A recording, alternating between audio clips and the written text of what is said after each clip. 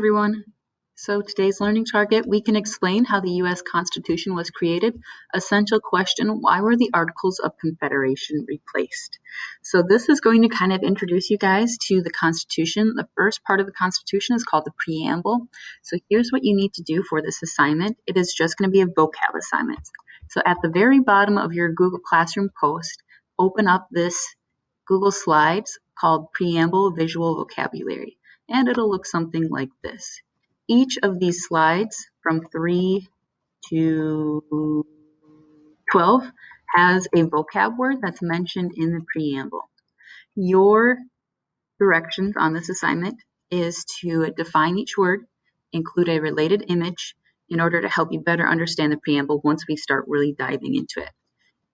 The first two slides of your assignment directions, the next one is an example. So here's an example. Your slide might look something like this.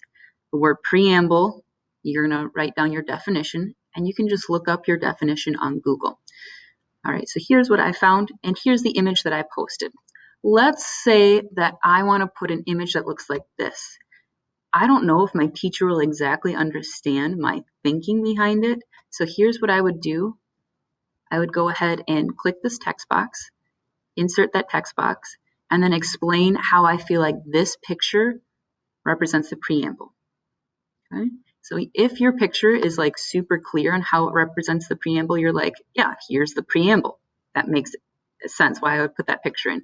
This one might not necessarily make sense to my teacher, so I want to make sure I get my full point. So I'm just going to add that text box that explains how I think this relates to the preamble.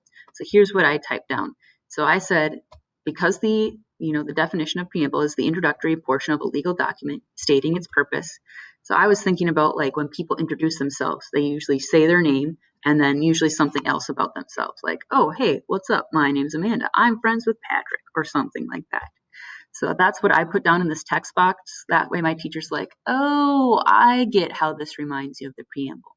So again, if your picture is super clear on how it relates to the preamble or represents the vocab word, you don't have to include a little text box. Let's say that you feel like it's not super clear, but you want to use that picture. Go ahead and just click this little box in a T and insert a text box kind of explaining your thinking. All right, so we have just 10 vocab words that you are responsible for filling out. So from slides 3 to 12. The last slide is just going to be the rubric. Double check your assignment with your rubric before you turn it in so you know you have everything you need to be successful. We're going to go over the rubric very quickly. The student accurately defined each vocab word in a way that pertains to the preamble. So there might be some words on here where you know they have multiple different definitions. So for example, welfare. You might already know like there's a welfare program for people who just need some extra support getting the basic needs. Here's what you might want to do in your Google search. You might want to look at welfare definition preamble. And then that one's going to give you the definition for the preamble right here. The concern of the government for the health, peace, morality, and safety of its citizens.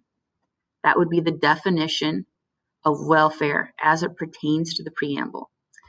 So if you know a word has multiple different definitions like secure, go ahead and type in that word, so in this case secure, definition preamble, and that's going to give you the definition for that word as it pertains to the preamble. Okay. And then make sure that you provided a relevant image for each vocab word. If you chose a picture where it's not super clear on how it relates to the vocab word, go ahead and just explain how you connected the picture you chose to the vocab word using that text box. So just like this example up here, where if you chose a picture that's not super clear, go ahead and just explain in a text box how it relates to your vocab word. And that's it. Make sure you double check with the rubric once you're finished before you turn it in. And then if you have any questions, make sure you email me, text, or call me. Good luck.